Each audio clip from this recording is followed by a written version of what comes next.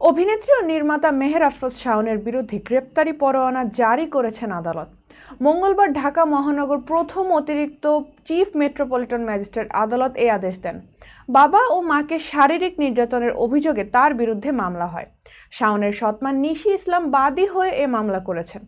মামলায় ঢাকা মহানগর পুলিশের গোয়েন্দা শাখার সাবেক প্রধান মোহাম্মদ হারুনুর রশিদ সহ 12 জনকে আসামি করা হয়েছে।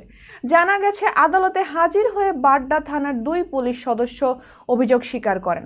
তারা বলেন, বাড্ডা থানার তৎকালীন ওসির নির্দেশে তারা বাদী নিশি ইসলামকে আটক ও নির্যাতনে অংশ নেন। শাওন, ডিবি হারুন সহ বাকি আসামিরা হাজির না হয় তাদের বিরুদ্ধে গ্রেপ্তারি পরোয়ানা জারি করেন আদালত। আদালতের আদেশে সন্তুষ্টি প্রকাশ করে নিশি ইসলাম বলেন, আমরা চাই আসামিদের শাস্তি হোক। 2024 সালের শুরুর দিকে শাওনের বাবা ইঞ্জিনিয়ার মোহাম্মদ আলী একটি ম্যারেজ মিডিয়ায় বিয়ের জন্য পাত্রী চাই বিজ্ঞাপন দেন।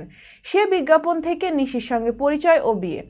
এ ঘটনা জানার পর বাবার উপর শারীরিক ও মানসিক নির্যাতন চালান শাওন।